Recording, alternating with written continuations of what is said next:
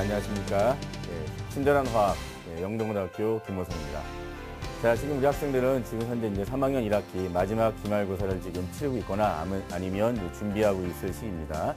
자, 3학년 1학기 마지막 기말고사 상당히 중요하지만 기말고사 못지않게 지난 6월 5일 날 실시했던 모의고사 성적표가 지난주에 나왔습니다. 자, 그래서 이제 우리 학생들은 특히 자연계열 학생들 수학 영역만큼이나 중요한 과학 탐구 영역 이번 6월 모의고사 성적을 좀 분석한 이후에 어떻게 내가 이제 수능 때까지 학습하는 것이 좋은가 이런 부분에 대해서 한번 이번 시간에 같이 한번 살펴보도록 하겠습니다.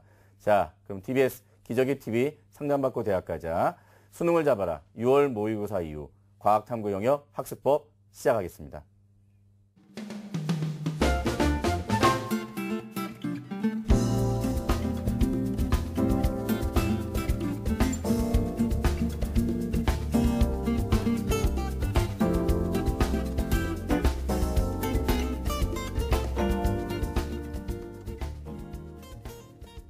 지난 6월을 실시한 모의고사 이제 응시자 인원이 대략 윤곽이 나왔는데요.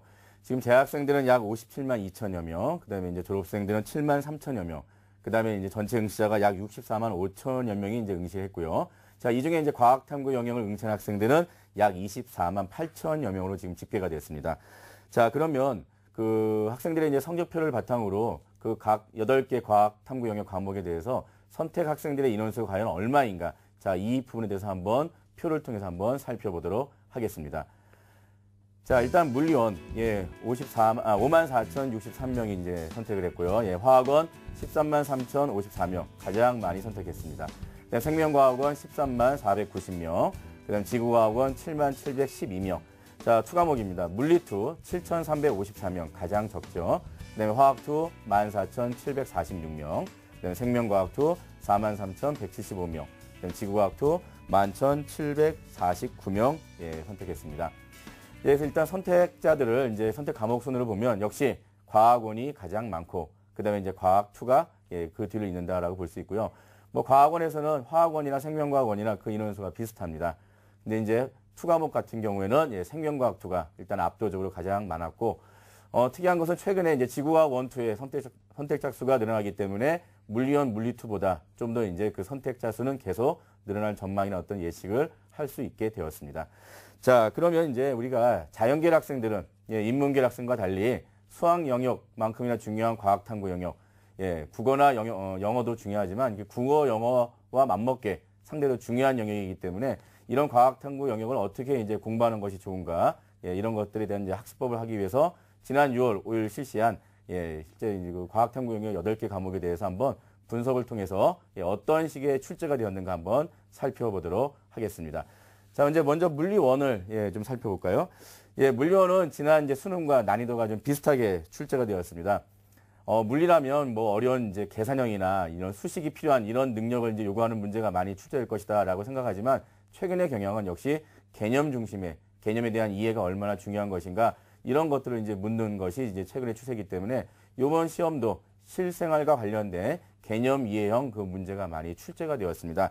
그래서 실제는 학생들이 모든 단원에서 고르게 출제가 되면서 어느 한쪽 단원에 특히 복잡한 계산형 문제에 치중하지 않았기 때문에 뭐 체감 난이도가 그렇게 높진 않았다라고 판단할 수 있고요. 실제 이제 1등급과 2등급 같은 경우는 뭐 문항수가 한 2-3개, 그 다음에 뭐 이제 2등급과 3등급 같은 경우는 한 8개 이내에서 이렇게 변별이 되었기 때문에 실제 우리 학생들이 3등급 정도 이내 성적을 맞으려면 적어도 20문항 중에 실제는 12문항 이내는 이상은 맞아야 된다라고 이제 판단이 됩니다. 자, 그 다음에 이제 물리2 넘어가도록 하겠습니다. 자, 물리2는 역시 작년 수능과 난이도가 좀 비슷했는데요. 워낙 선택자 수가 적다 보니까 실제 이제 그 학생들의 변별이 과연 될 수 있을까라고 우려했는데 실제 결과를 놓고 보면 물리1과 변별력은 비슷합니다. 자, 다만 이 물리2를 선택하는 학생들의 성향을 보면 상대적으로 좀 성적이 높은 학생들입니다. 그렇기 때문에 이 성적이 높은 학생들이 어떤 1, 2, 3등급에 대한 변별은 역시 치열하게 2-3문항 안에서 결정이 될 수 있다라고 이제 알려질 수 있고요. 여기도 역시 마찬가지로 단순 암기보다는 좀 더 이제 개념에 대한 이해, 그다음에 원리에 대한 어떤 그 원리에 대한 것들을 좀 차분하게 적용할 수 있는 그런 문제가 출제되었기 때문에 실제는 어떤 그런 수학적인 어떤 능력이 뛰어난 학생보다는 좀 더 어떤 개념에 대한 이해력이 뛰어난 학생들이 좀 유리한 시험이었다라고 판단할 수 있었습니다. 자, 이제 화학원 좀 보도록 하겠습니다. 화학원은 작년 이제 수능보다 조금 이제 쉽게 출제가 되었습니다. 뭐 그 이유는 화학원 같은 경우는 워낙 EBS 연계 교재인 수능 특강, 수능 완성, 그다음에 예년도 기출 문제와 거의 유사하게 자료들을 활용했기 때문에 학생들의 실제 체감 난이도가 높지 않았습니다.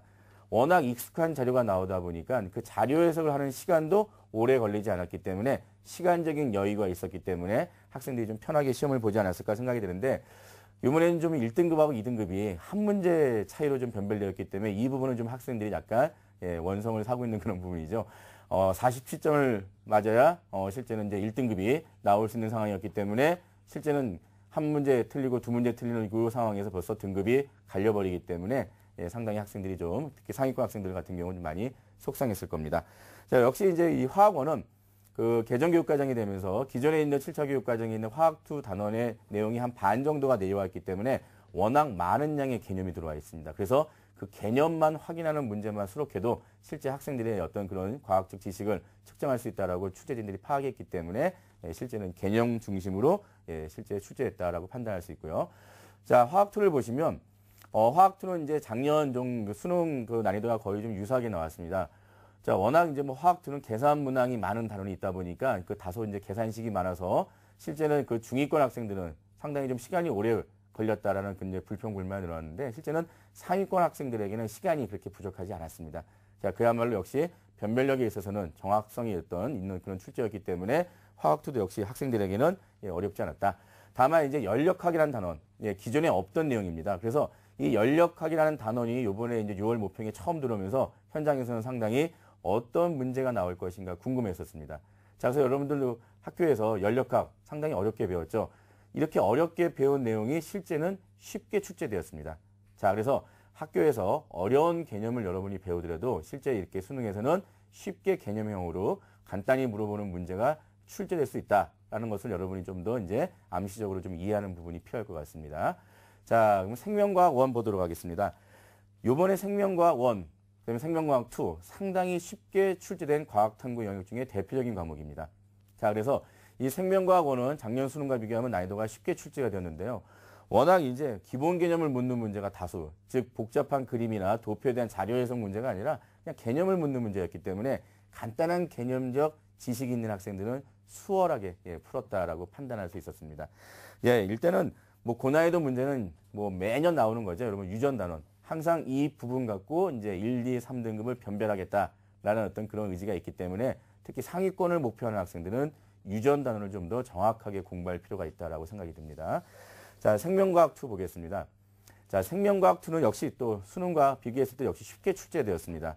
자, 전통적으로 생명과학 2 실제 선택 학생 수가 많다 보니까 이제 변별력에 대해서는 걱정은 안 하지만 과연 난이도 있는 그런 문제를 내야만 역시 1, 2등급이 변별되지 않을까라고 걱정했는데 역시 쉬운 문제 갖고도 충분히 인원수가 많다 보니까 변별이 되었습니다.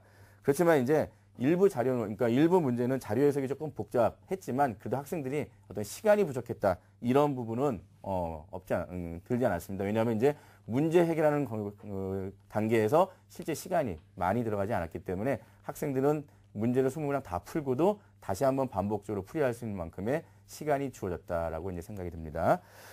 일단 선택 학생 수는 역시 2과목 중에 앞에서 봤지만 가장 많습니다. 그래서 혹시나 6월 이후에 9월이나 수능 때 실제는 선택 학생 수가 좀 더 늘어날 거라는 그런 전망도 일부 선생님들이 하고 계십니다.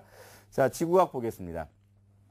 자, 지구과학 1. 작년 수능보다 어렵게 출제됐습니다. 이유가 있죠. 여러분 작년에 여러분 선배 중에 지구과학 1을 선택했던 상위권 학생들 상당히 불만이 많았습니다. 왜 그런가 하면 만점을 맞고도 실제 변환 점수가 높지 않아서 상위권 대학을 지나갈 때 그 점수에 대해서 반영을 하지 못했던 사례가 많았습니다. 자, 그래서 실제로 이번에 6월 모의고사 출제에 들어갔던 선생님들이 이 점을 알았기 때문에 좀 더 이번 6월 모의고사에서 난이도를 올려놨더니 역시 원점수가 많이 내려갔죠. 자, 그래서 실제는 선택 학생 수가 실제는 뭐 적은 가운데 진행된 시험이었지만 그도 이제 기본 부분에서 교육과정에서 새롭게 다뤄야 될 어떤 기본 개념들이 새롭게 들어갔기 때문에 이런 부분만 좀 준비한다면 실제는 학생들이 기존에 있는 기출문제만 풀었던 학생들은 많이 손해봤을 겁니다. 그래서 그런 부분에 대해서 새로운 교육과정의 새로운 내용을 개념 중심으로 공부하는 학생들이 좀 득을 봤다라고 판단이 들고요. 그렇지만 이제 이 지구과목 같은 경우는 이제 1등급 학생들에게는 문제가 없지만 2, 3등급 학생들에게는 다소 지문이 조금 낯설고 제시문이 어려운 그런 부분도 없지 않았다라고 이제 말씀드릴 수 있고요. 자, 지구과학 2 보겠습니다. 약 5천여 명이 이제 응시한 지구과학 2이기 때문에 과연 변별할 수 있을까? 상당히 지금 걱정했는데 역시 변별은 되었습니다. 자, 근데 지구과학 2를 선택한 학생들의 그런 면모를 보면 다른 2 과목에 비해서 상위권보다는 중위권이 상당히 두터운 층을 이루고 있습니다. 자, 그래서 그런 두터운 층을 이루고 있는 그런 지구과학 2에서 역시 이제 변별력을 갖는 것은 차분하게 EBS 교재, 연계 교재에서 나왔던 그런 개념들을 어떻게 학생들이 정확히 답안에서 고를 수 있는가 이런 부분이 중요하게 되겠죠. 그래서 예년 기출 문제를 좀 더 이제 다루는 것이 중요하다. 왜냐하면 그런 문제가 이번에 많이 나왔기 때문입니다. 자, 지금까지 이제 그 8개 과목에 대해서 지금 6월 5일 실시했던 그 모의고사에서 실제 어떤 문항들이 또 어떤 식의 이제 학생들의 변별을 위해서 출제가 되었는가 이제 이런 식의 이제 얘기를 했고요. 자, 그러면 이제 각 과목별로 한번 그 상위권 학생들, 소위 말해서 1등급과 2등급에 대한 그 경계에 있는 학생들이 얼마나 이제 어려웠는가 하는 그런 고난이도 문제, 그 문제를 각 과목별로 대표적으로 한 문항씩 가지고 한번 살펴보도록 하겠습니다. 자, 먼저 물리원부터 화면 보시겠습니다. 자, 물리원 20번 문항이었죠. 시험 본 수험생들 기억나죠? 자, 20번. 자, 여기에 이제 소재는 이제 베르누이 법칙인데요. 자, 베르누이 방정식과 유체의 압력과의 관계를 확인하는 문제였습니다. 자, 예상 정답률로는 한 30% 미만으로 실제 이제 추정하고 있기 때문에 정말 이 문제를 맞힌 학생이라면 1등급이 될 수 있는 그런 부분이 되겠습니다. 자, 물리2 보겠습니다. 자, 물리2도 역시 이제 20번 문항인데요. 자, 물리2는 자기장에서의 어떤 대전체 운동을 소재로 자기장에서 대전된 입자의 운동을 확인하는 문제가 출제가 되었고 예상 정답률은 역시 또 물리원과 마찬가지로 30% 미만이었습니다. 그래서 이 부분에 대한 문제가 역시 이제 그 학생들의 변별을 가르는 데 아마 도움이 되지 않았을까라는 생각이 듭니다. 자, 화학원 문항 보겠습니다. 자, 화학원도 역시 20번. 대체적으로 여러분들 과학탐구 유형 20번이 가장 어렵습니다. 자, 화학원 20번을 보시면 여기는 지금 이제 중화 반응에서의 어떤 이온 수들의 비가 이제 소재였고 산염기 중화 반응이 일어날 때 혼합 수용액 속에서 그 이온들의 어떤 수비를 확인하는 문제가 출제가 되었고 예상 정답률은 약 30% 미만으로 추정하고 있습니다. 특히 이제 보기를 보시면 여기 보기에는 주어진 그 문제에 그 2분의 1, 뭐 6분의 1, 3분의 1 같은 그런 비율 값이 주어지지 않았기 때문에 학생들이 실제는 그 부분에 대해서도 좀 문제를 풀면서 과연 이게 2분의 1 칸인가 3분의 1 칸인가 상당히 초조하게 쟀던 그런 기억이 납니다. 자, 화학도 보겠습니다. 화학도 20번 문항이죠. 상당히 이제 문제 길이가 길어서 아마 여러분들이 문제를 읽는데 상당히 좀 어려웠을 텐데. 자, 여기는 화학 평형 이동, 르샤틀리 원리죠. 화학 평형 이동을 소재로 이제 출제했는데 화학 평형 이동에 영향을 미치는 요인에 의한 실험 결과를 통해서 실험 과정을 예측하는 문제입니다. 자, 역시 예상 정답률은 30% 미만이 되겠습니다. 자, 그래서 이런 예상 정답률 30% 미만짜리 여기 화학2 마지막 문항까지 성실하게 오는 학생들이면 뭐 실제 1등급이나 2등급은 충분히 나왔을 거고요. 자, 지금까지 일단은 뭐 6월 모의평가 과학탐구 영역 이제 실제 어떤 문제들이 이렇게 출제가 되었고 어떤 식의 경향성을 보였는가 살펴봤고요. 그 다음에 이제 대표적으로 고난이도 문항 중에서 물리 과목하고 화학 과목에 대해서 한번 살펴봤습니다. 자, 그러면 이제 이어서 생명과학과 지구과학에서는 어떤 고난이도 문제가 나오는지 살펴보고 그 다음에 이제 이번 6월 모의평가 성적 이후에 수능 때까지 어떻게 이제 과학탐구 영역을 학습하는 것이 좋은가에 대해서 한번 살펴보도록 하겠습니다. 자, 그 전에 수능을 잡아라. 자, 6월 모의고사 이후 과학탐구 영역 학습법 다시 한번 내용을 되짚어 보겠습니다.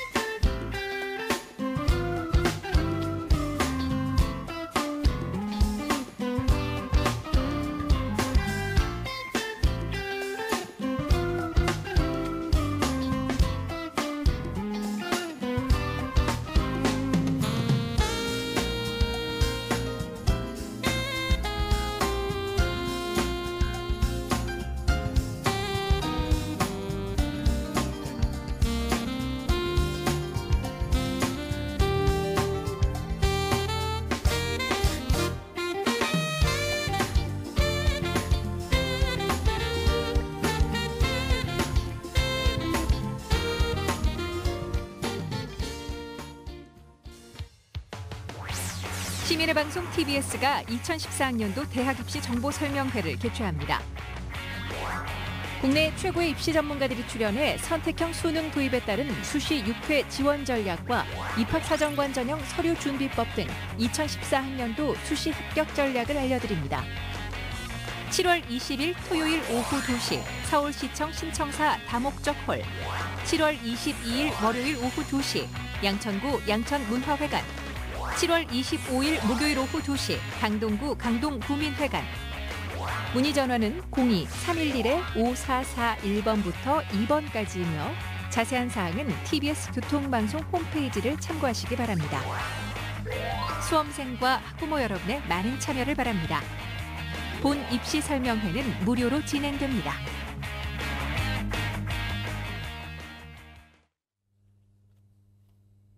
네, 계속해서 강의 이어가겠습니다. 자, 그럼 지금부터는 이제 생명과학과 지구과학 과목을 선택한 학생들 한번 주목해 주세요. 자, 그럼 생명과학과 지구과학의 고난도 문제 보겠습니다. 자, 먼저 생명과학원 문제 보겠습니다. 자, 생명과학원은 다른 과목과 달리 20번이 아니라 이제 16번이 좀 더 이제 난이도가 높았다라고 이제 판단이 됩니다. 16번 문항 보시면요. 자, 16번은 일단 생식 세포를 소재로 제1 분열에서 상동 염색 제2 분리가, 그다음에 제2 분열에서 염색 분체의 분리가 일어남을 이해하고 그에 따른 염색체 수와 DNA 상대량의 변화에 대한 이해력을 확인하는 문제이기 때문에 상당히 좀 어려웠죠. 그래도 예상 정답률은 다른 과목과 달리 약 50에서 60%로 좀 높았습니다. 그만큼 생명과학원이 쉬웠다는 얘기입니다. 자, 그럼 생명과학 2 보겠습니다. 자, 생명과학 2, 고난도 문장은 20번 문항입니다. 자, 얘는 유전자 전사를 이제 소재로 출제가 되었는데요. 그러니까 DNA에서 메신저 RNA가 전사되는 원리와 그다음에 메신저 RNA를 이용하여 아미노산으로 번역되는 원리에 대한 이해력을 확인하는 문제가 출제가 되었고 예상 정답률은 30에서 40%. 그래서 이 문항을 마친 학생이 결국은 1등이 되는 그런 부분을 출제자가 의도하고 출제했습니다. 자, 지구과학 1 보겠습니다. 자, 지구과학 1은 이제 20번 문항이고요. 여기에 소재는 오리온 자리 적도 좌표계입니다. 좀 생소하죠. 여기는 별의 적경과 저기에 따른 일주 운동의 특성에 대한 이해력을 확인하는 문제로서 예상 정답률은 30에서 40% 정도 되었습니다. 자, 그다음에 지구과학 2 보겠습니다. 자, 지구과학 2는 이제 기층 기온 변화를 이제 소재로 출제했는데요. 그 단열 상승하는 공기 덩어리의 온도 변화를 주어진 자료와 관련된 배경 지식을 심도 있게 확인해주는 그런 문제가 출제가 되었고 예상 정답률은 30% 미만.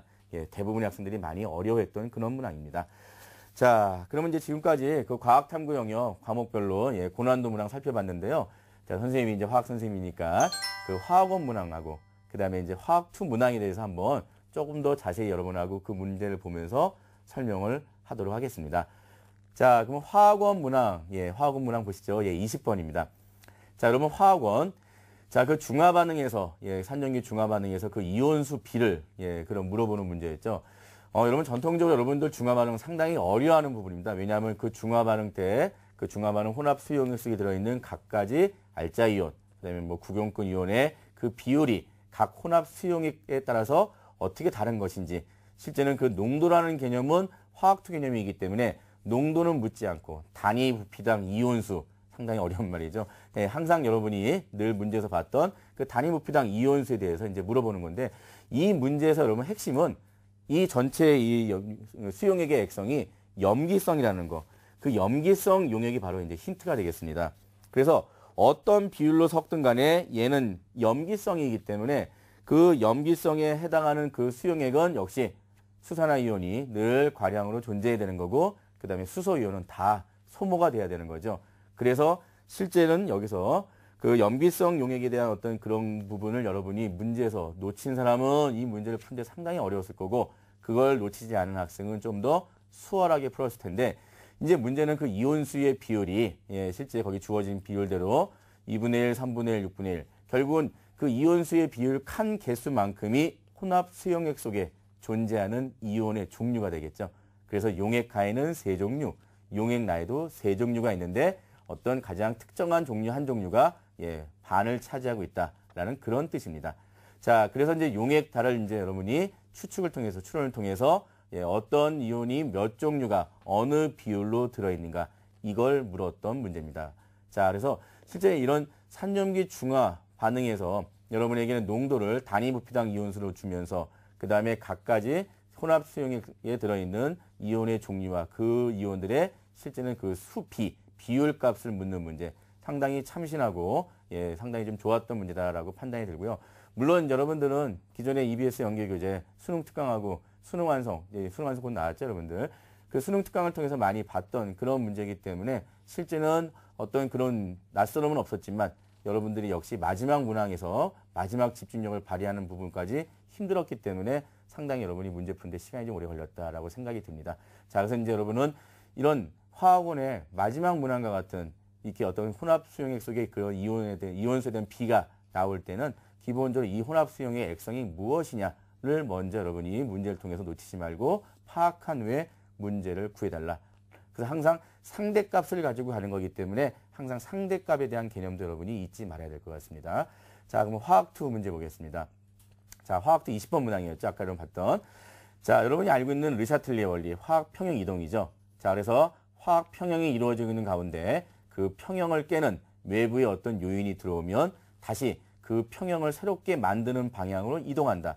여러분 배웠죠? 그래서 농도가 증가되면 농도가 감소하는 방향으로, 온도를 올리면 온도가 내려가는 반응으로, 그 다음에 입자수가 늘어나면 입자수가 줄어드는 반응으로, 뭐 기체의 경우에는 압력을 증가시키면 압력이 내려가는 반응으로 이동한다. 그래서 여러분이 정반응 쪽으로 우세하게 갈 것이냐, 역반응 쪽으로 우세하게 갈 것이냐, 이런 부분이 상당히 여러분들 배웠던 주요 내용이었습니다. 자, 그럼 여기 20번에서는 여러분들이 이제 주어진 상황이 뭐냐면 실험 결과가 주어지고, 그 다음에 이제 실험 과정 속에 미지수항을 집어넣고 그 과정을 이제 추론하는 그런 문제입니다. 오히려 여러분들은 실험 결과를 유추하는 문제라면 쉽게 푸는데 거꾸로 결과로부터 여러분 도출하는 문제. 이거는 이미 기존의 교육 과정에서 많이 여러분 다루었던 고난이도 문제에서 여러분이 많이 봤던 거죠. 그래서 실제 이거는 새롭게 교육 과정이 바뀌었다 하더라도 여러분이 배웠던 기존에 선배들이 배웠던 교육 과정에서 다루었던 기출문제, 이런 기출문제를 많이 풀어온 학생이라면 실제는 여러분 어렵지 않게 풀었던 것이라고 이제 예측이 됩니다. 그래서 이 문제를 여러분이 해결하려면 결과적으로 거기 실험 결과에서 평형 1, 평형 2, 평형 3에 해당하는 이 부분은 지금 르샤틀리의 원리가 적용되고 있고 그 중간중간 B를 첨가한다거나 온도를 높인다거나 하는 그 외부 요인에 의해서 화학 평형이 깨지기 때문에 그것이 이제 르샤틀리 원리에 의해서 다시 새로운 화학 평형으로 이동해 간다. 그럴 때 정반응 쪽이냐, 역반응 쪽이냐. 그래서 정반응이 우세하게 간다면 여러분 아시죠? 예, 생성 물질의 양이 더 늘어난 쪽으로 갈 것이고 역반응이 우세하게 간다면 반응 물질의 농도가 증가하는 반응으로 간다.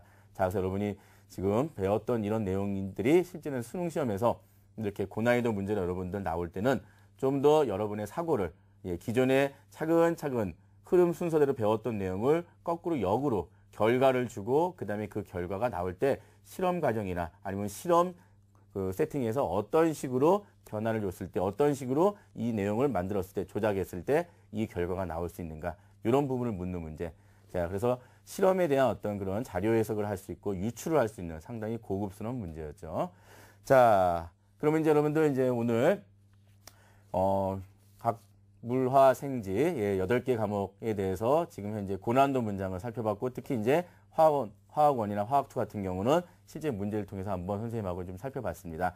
자, 이제 여러분들 이제 이후에 어떻게 이제 내가 과학탐구 영역을 공부해서 이렇게 나왔던 고난도 문제를 내가 어렵지 않게 쉽게 풀어서 여러분이 원하는 목표 등급을 맞출 수 있는가 상당히 중요한 내용이죠. 그래서 지금부터는 이제 여러분들 학습법에 대해서 과학탐구 영역, 자, 선생님이 얘기하는 학습법 크게 이제 3가지 이제 기간으로 나눠서 한번 여러분에게 차근차근 설명할 테니까 여러분들이 그런 학습법이 자기한테 어떻게 적용시키면 좀 더 효과적인가 이런 부분을 한번 고민하시기 바랍니다.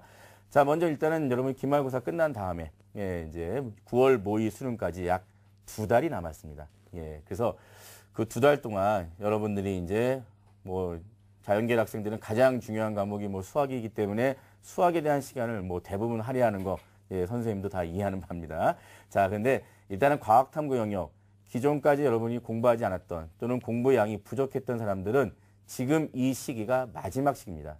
다시 말씀드리면 지금 과학탐구 영역을 새롭게 시작해도 늦지 않는 마지막 시기니까 그동안 소홀히 했던 과학탐구 영역에 대해서 다시 내가 공부해 보겠다.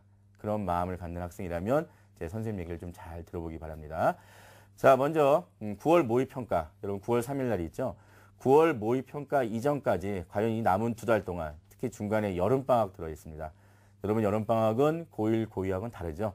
지금 여러분에게 주어진 여름방학은 이제 수능을 포함해줘서 여러분에게 최대한 많은 시간 동안 자기주도 학습할 수 있는, 자기 정리할 수 있는 그런 시간이기 때문에 여러분들이 남들이 이 여름방학을 뭐 바다나 산에서 여러 가지 이제 즐거움을 누릴 때 여러분들은 불편하지만 책상에 앉아서 여러분 공부해야 된다는 거. 자, 그래서 이렇게 이제 여러분이 여름방학 때 활용해서 어떻게 공부할 것인가. 예, 선생님이 천천히 차근차근 말씀드리겠습니다. 자, 일단 여러분들 요번에 이제 6월 모의고사 성적 나왔는데 아직까지도 과학탐구 영역을 선택하지 않은 학생들이 꽤 있습니다. 내가 어떤 과목을 봐야 실제 수능 때 점수가 잘 나올 것인가. 자, 실제 여러분들 어떤 과목을 선택해야 점수가 잘 나올 것인가. 이거는 여러분이 선생님한테 물을 것이 아니라 여러분 자신에게 다시 물어야 되겠죠. 내가 과연 수능 때까지 끝까지 포기하지 않고 얼마나 오랫동안 내가 열심히 공부할 수 있는가. 그런 과목을 여러분이 골라야 되는데요.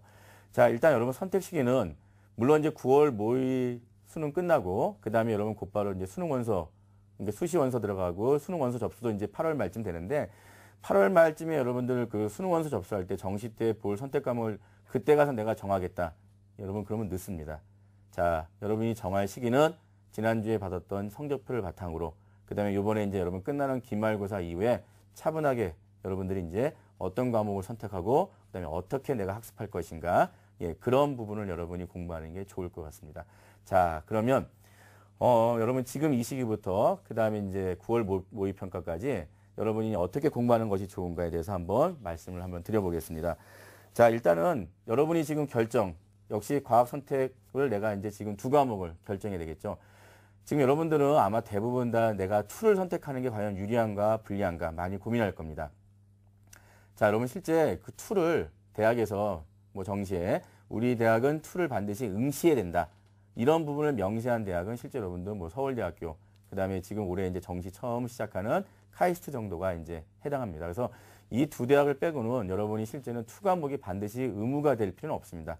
그래서 여러분이 뭐 선택자 수가 많아서 제가 원과목 할래요? 아니면 제가 선택 학생 수가 적으니까 제가 2 과목을 해서 좀 더 유리하게 앞서갈래요? 여러 가지 여러분 얘기하시는데 실제는 선택 학생 수하고 관계없이 여러분이 끝까지 포기하지 않고 열심히 공부할 수 있는 그런 과목을 지금 결정해야 합니다. 자, 그래서 여러분들 이 방송 끝난 다음에 여러분이 신중히 한번 선택해 보시기 바랍니다. 자, 일단 난 지금까지 과학탐구 영역 공부가 안 돼 있다. 네, 이런 학생들을 위해서. 자, 그럼 여러분 과학탐구 영역을 내가 어떻게 공부하는 것이 좋은 것인가? 지금 여러분들 앞에서 8개 과목에 대해서 한번 그 6월 5일 날 실시한 모의고사 분석글 여러분들 들었죠?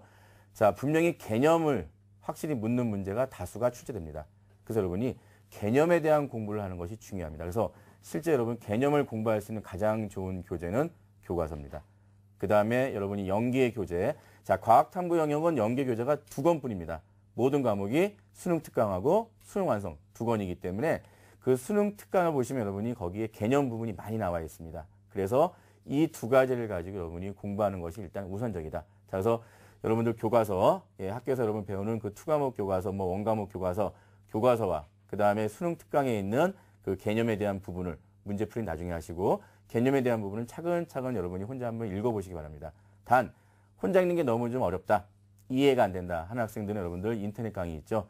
예, 인터넷 강의를 통해서 여러분이 그런 부분을 좀 이렇게 보강해 나가고 보충해 나가는 것이 필요하다고 생각이 듭니다. 그래서 개념 중심의 여러분 공부를 해달라. 그래서 여러분들 그거는 분명히 여러분이 당장에 수능에서 활용하는 그런 부분도 있지만 좀 더 길게 보면 과학 논술까지 여러분 중에는 지금 수시 때 일반 전형 논술고사 이제 생각하고 있는 학생들 많을 텐데 실제는 과학 논술도 개념을 정확히 알고 있는 학생이 지시문을 통해서 개념 이해가 본인이 되었다면 그 지시문 속에서 제시문 속에 나와 있는 내용을 바탕으로 어떻게 문제를 해결할 것인가 이걸 묻는 게 여러분 과학 논술이기 때문에 실제는 논술도 여러분 도움이 된다. 자, 실제 여러분들 우리가 그 정시에서 여러분들 그 과학탐구 영역 과학탐구 영역만 제가 열심히 한다고 해서 실제 정시에 도움을 받느냐? 여러분 과학탐구 영역이 얼마나 중요한가 선생님 간단히 말씀드리면요. 정시에 여러분이 선호하는 그 상위권 대학 중에서 성균관대학교, 그 다음에 아주대학교, 홍익대학교 같은 경우는 실제 그 정시의 우선 선발, 이제 성균관대학교는 우선 선발이고요. 그 다음에 홍익대학교나 아주대학교 같은 경우는 실제 나군, 예, 일반 선발에서 실제 탐구 영역, 그러니까 과학 탐구랑 그 다음에 수학 영역, 이 두 가지 영역만 50%씩 반영합니다.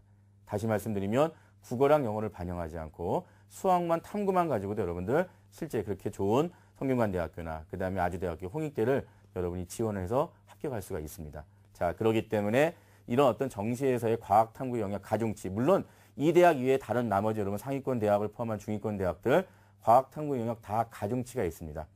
여러분 아시죠? 뭐 연세대학교나 고려대학교, 그다음에 뭐 성균관대학교 일반 전형, 그다음에 한양대학교나 뭐 서강대, 그 모든 대학 이하 다 마찬가지입니다. 대부분 대학이 예, 수학과 과학 탐구 영역에 50%의 가중치를 줍니다. 그만큼 여러분이 과학 탐구 영역 한 과목을 준비해 주면 실제는 국어나 영어와 관련된 영역 한 과목 해당하는 점수를 얻을 수 있다라는 그런 생각으로 여러분이 그동안 과학 탐구 영역 포기했던 학생들 이번 기회에 한번 한 과목 이상이라도 한번 다시 개념을 중심으로 공부한다. 그런 마음을 갖기 바랍니다. 자, 이제 그러면 여러분이 이제 9월 모의 평가까지 여러분이 이제 공부했던 그런 개념, 여러분이 공부했던 이제 EBS 수능 특강과 교과서를 중심으로 익힌 개념을 바탕으로 실제 이제 9월 모의 평가를 실시하죠. 자, 이제 여러분 9월 모의 평가는 분명히 여러분에게는 이제 수시 원서를 이제 접수하게 되는 시금석이 됩니다. 자, 여러분 아시겠지만 9월 모의 평가 다음 날부터 9월 4일부터 수시 원서가 접수가 됩니다. 그래서 학생들은 성적표가 나오고 지원하는 게 아니라 그날 본 시험에 대해서 학교별로 이제 원점수 가채점 결과를 가지고 이 정도의 성적이면 이런 대학에 이런 전형을 한번 넣어서 수능 최저학력 기준을 한번 맞출 수 있으니까 한번 넣어보자. 이런 식의 이제 여러분들 이제 담임선생님들하고 이제 상담을 하게 되는데요. 실제는 이제 9월 모의 그러니까 모의고사 이후에 여러분 실제 학교가 상당히 바쁩니다. 여러분 때문에, 여러분도 바쁘기 때문에. 이유는 뭐냐면요. 모의고사 다음날 말씀드린 9월 4일부터 수시 원서 접수하고 그 다음에 대학별고사가 빠른 대학은 9월 하순부터 시작하고요. 그 다음에 일부 나머지 대학들은 여러분 다 10월 초반에 10월 20일 이전에 전부 다 수시 1차 대학별고사가 진행됩니다. 자, 그래서 본인도 그렇고 옆에 있는 친구들도 그렇고 전부 다 수시 원서 접수 후에 대학별고사 준비하고 또 대학별고사 시험으로 다니느라고 상당히 여러분들 그 수업 분위기나 여러 가지 그런 교실 분위기가 9월 모의평가 이전의 어떤 그런 분위기가 좀 다릅니다. 그렇기 때문에 여러분이 그 시기에 내가 더 공부를 한번 과탐 영역 공부를 한번 새롭게 해보자 라고 여러분이 마음 먹으시면 실제는 그건 좀 어렵기 때문에 이 시기는 어떤 시기냐. 그동안 여러분이 공부해왔던 EBS 연계교재, 수능 완성, 수능 특강, 그 다음에 여러분 교과서. 자, 그런 내용들을 여러분 쭉 정리한 오답 노트 또는 정리 노트가 있을 겁니다. 자, 이런 노트들을 여러분이 활용을 해서 실제는 이제 개념을 좀 배웠으니까 내가 문제를 어떻게 풀 것인가에 대해서 여러분이 좀 고민하고 그 다음에 개념을 내가 익히는 와중에 어려웠던 개념들을 적어놓은 노트, 그 다음에 내가 좀 개념 중심의 가벼운 문제 풀이했더니 그 풀이 중에 틀렸던 문항들 이런 것들을 여러분이 정리한 오답 노트가 있을 텐데 이런 노트들을 갖고 여러분이 좀 꼼꼼히 살피는 시기가 이 시기가 되겠습니다. 그래야 여러분이 수능을 준비할 수 있죠. 자, 그래서 실제 여러분이 이 시기에서는 오답 노트를 여러분 만드는 것이 상당히 좀 의미가 있는데, 자, 만약에 여러분들 이제 과탐 공부를 새롭게 시작한 학생들이라면, 자, 이제 9월 모의 수능 이후에 여러분이 이제 공부했던 내용에 대해서 이제 아마 문제집 풀이를 하겠죠, 문제 풀이를. 자, 문제 풀이할 때 자꾸 제가 푸는 동안 풀리지가 않고 틀립니다. 그 다음에 계속해서 그 시간 내에 제가 문제 풀이를 할 수 없기 때문에 상당히 답답합니다. 자, 이렇게 여러분들 많이 호소할 텐데, 자, 처음 문제 풀이는 뒤에 있는 해설을 보는 겁니다. 여러분이 뒤에 있는 해설을 보고 그 다음에 그 해설 내용에 대한 개념 이해를 내가 할 수 있다. 그래서 그 내가 이해한 개념 이해를 바탕으로 여러분 자신에게 해설을 설명하는 겁니다. 문제를 통해서. 그 다음에 다시 여러분 덮고 그 문제를 다시 여러분이 스스로 이제 풀어봄으로써 실제 어떤 문제풀이에 대한 실력을 차츰차츰 늘려갈 수 있기 때문에 여러분들은 성급하게 내가 문제 몇 문제 풀어보고 안 풀린다. 이렇게 여러분 판단하지 마시고요. 실제는 여러분이 초기에 문제 풀 때는 개념 중심의 간단한 문제만 풀었기 때문에 이런 수능에 대한 응용력이 있는 그런 이해력을 요구하는 그런 문제가 여러분들 갑자기 다가왔을 때 당황하기 때문에 일단 뒤에 있는 해설을 좀 보신 다음에 스스로에게 그 해설을 설명할 수 있는 능력을 좀 키워주시는 게 좋을 것 같습니다. 자, 그 다음에 이 시기에 여러분들 분명히 오답 노트. 그럼 어떻게 작성하는 게 좋으냐? 여러분 주변의 친구들 보면요. 뭐 상위권 학생이건 중위권 학생이건 하위권 학생이건 오답 노트 준비한 학생 많습니다. 물론 이제 수학 과목이 상당히 많겠죠. 자, 실제 여러분 과학 탐구 영역 오답 노트 준비한 학생들이 많은데 이렇게 준비한 오답 노트는 여러분 실제 수능 당일날 상당히 큰 도움을 받습니다. 실제 여러분들 수능 시험장에 가면 그 중간중간에 쉬는 시간이 있죠. 아침에 가서 또 여러분들 1교시 이제 국어 영역 보기 전에 그 긴 시간 동안에 여러분이 새로운 책을 보는 게 아니라 내가 지난 1년 동안 공부했던 그 오답 노트를 그 짧은 20분 이내의 시간 동안 쭉 살피는 그런 과정을 거쳐야 되기 때문에 그날 여러분 하루에 쓸 수 있는 그런 오답 노트를 여러분이 평상시에 준비하는 시기가 바로 이 시기입니다. 그래서 여러분들 이 시기에 뭐 어떤 학생들은 문제지를 그대로 복사해서 가위로 오려가지고 쫙쫙 붙여놓고 그 다음에 해설도 바로 옆에 쫙쫙 붙여놓고 그 다음에 본인이 거기다가 자신이 해설을 보고 자기 자신에게 그 문제풀이에 대한 설명을 하고 있는 말을 옆에 또 적어놓은 학생이 있습니다. 그래서 본인이 실제는 내가 해설을 이렇게 이해하고 이 이해한 대로 이 문제를 내가 이렇게 지금 풀이하고 있다라고 하는 것을 적어놓으면 나중에 여러분이 수능 당일날 그 짧은 준비 시간에 여러분이 내가 이 문제 풀 때 이런 식의 내 자신이 나한테 했던 설명들을 쭉 살펴서 이 문제 해결력은 이렇게 하면 되는 것이구나라고 여러분이 파악하는 게 중요합니다. 자, 물론 여러분 이제 문제를 통해서 오답 노트를 준비하는 학생도 있고 어떤 학생은 개념형 오답 노트를 또 준비하는 학생들이 있습니다. 그래서 실제는 여러분들 개념형 오답 노트 같은 경우는 주로 그림 자료, 그 다음에 도표 이런 자료 중심으로 여러분 준비하는 것이 좋습니다. 그래서 자료를 쭉 여러분이 오답 노트 안에 모아놓고 이 자료는 이 부분을 내가 먼저 해석하는 게 우선이다. 이런 자료가 주어지면 이 자료의 후반부부터 거꾸로 읽어나간다. 이런 식의 자기만의 어떤 그런 해결 방법들을 쭉 적어놓고 그럴 때 이제 여러분이 어떤 자료가 나오더라도 내가 당황하지 않고 처음부터 읽어갈 것이냐 아니면 후반부부터 읽어 올라갈 것이냐 이런 부분들을 여러분이 그 짧은 시간에 빨리 결정할 수 있게 됩니다. 자, 그 다음에 이제 여러분 수능이 끝나죠. 여러분 수능 끝나면 모든 게 끝나는 게 아닙니다. 왜? 여러분 수능 끝나면요 2주간 동안에 학교에 기말고사가 있고 그 다음에 각 대학에서 수시 2차 대학별고사가 진행됩니다. 그래서 여러분 실제 본격적으로 여러분의 입시는 수능 당일부터 약 2주간 동안 계속 진행된다라고 보시면 되겠습니다. 자, 그럼 여러분들이 이제 대학별고사를 이제 대부분 또 지원하게 될 텐데 그 대학별고사에 그 필요한 그런 과학탐구 영역을 어떻게 내가 준비하는 것이 좋은가? 여러분 실제 이제 여러분들이 과학탐구 영역과 관련된 실제 대학별고사는 아마 주로 논술고사가 실제 거기에 해당할 겁니다. 자, 여러분 논술고사. 물론 이제 순위 논술만 보는 대학에서는 여러분 과학탐구가 필요 없겠지만 그 과학논술. 지금 여러분들 상위권 모든 대학 다 지금 대부분 과학논술이 있습니다.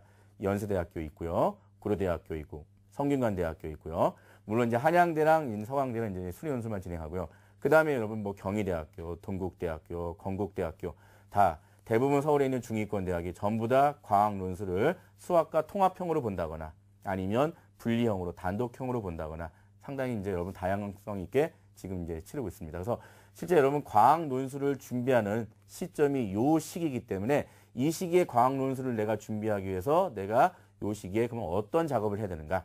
자, 여러분 수능이 끝났죠. 자, 오답 노트 여러분 버리는 것이 아니라 거기에 여러분들 개념이 아까 선생님이 개념하고 문제하고 다 들어간다고 했죠. 그 개념에 대한 그런 부분들을 실제 여러분 살펴보는 게 중요합니다.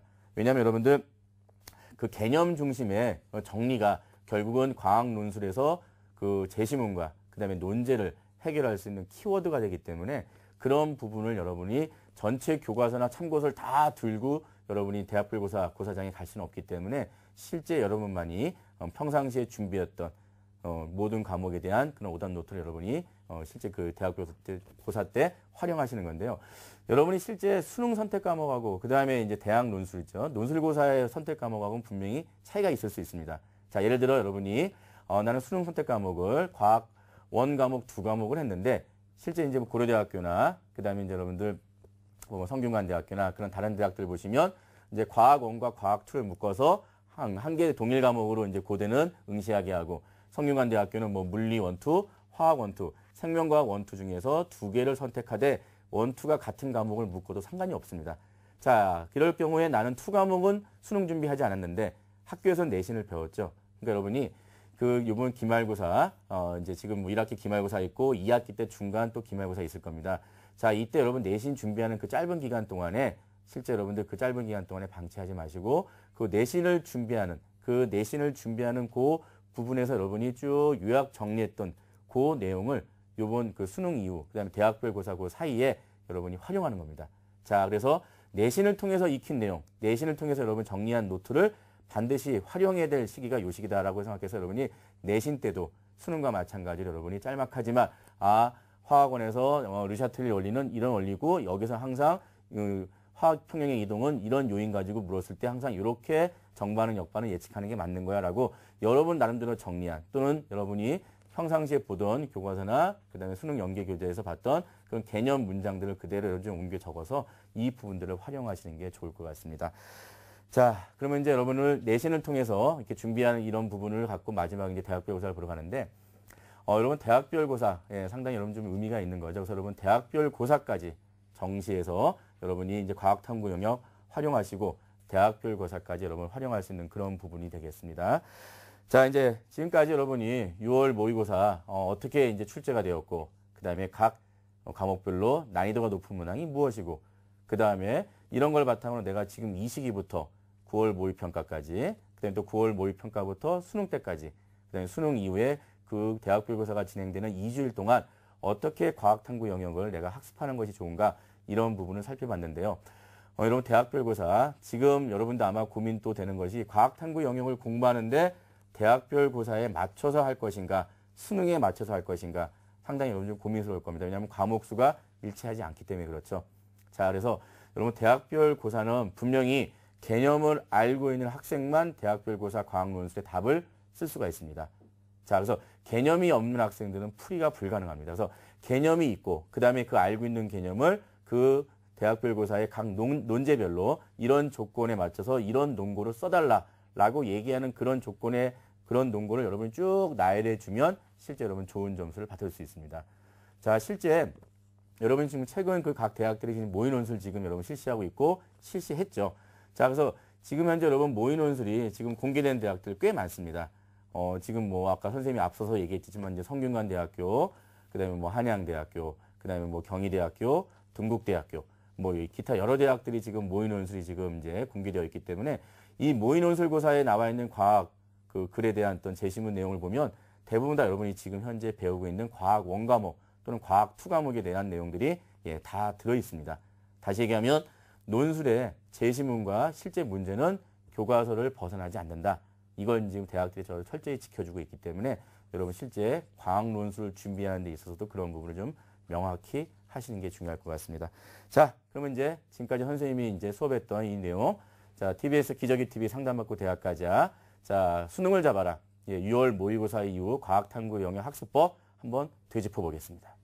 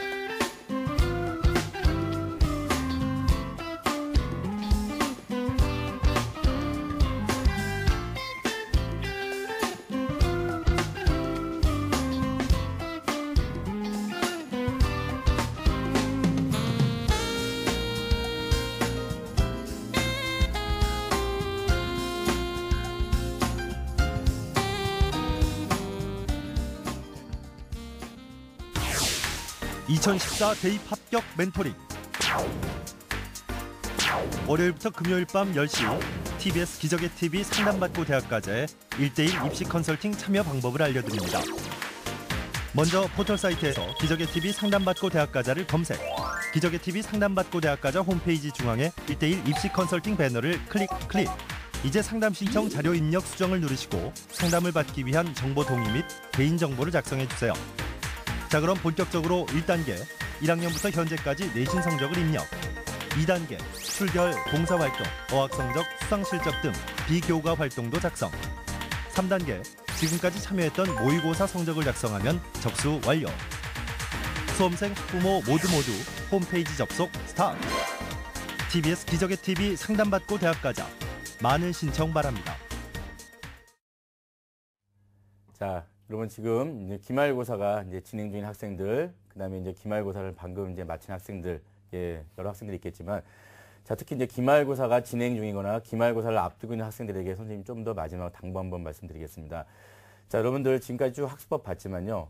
역시 내가 수능에서 좋은 점수, 그다음에 대학별고사 좋은 점수의 출발점, 개념에 대한 이해이기 때문에 그 개념에 대한 이해의 출발은 역시 학교 내신 중입니다. 자, 여러분들 학교 내신, 물론 여러분들 학교 내신이 나는 내신이 필요 없는 대학에 갈 거야 라고 여러분 얘기하는 학생도 있겠지만요. 여러분 내신은 그 내신에 대한 결과, 그 등급을 어디에 활용할 수 있는 학생들은 적습니다. 그렇지만 그 내신을 준비하는 본인이 그 과정에서 본인이 열심히 개념을 이해했고 개념을 암기했고 그다음에 그 개념에 대한 이해력을 가슴에 갖고 있는 학생들은 이렇게 수능 때 그다음에 대학별 고사 때 실제 여러분 그런 부분이 나타납니다.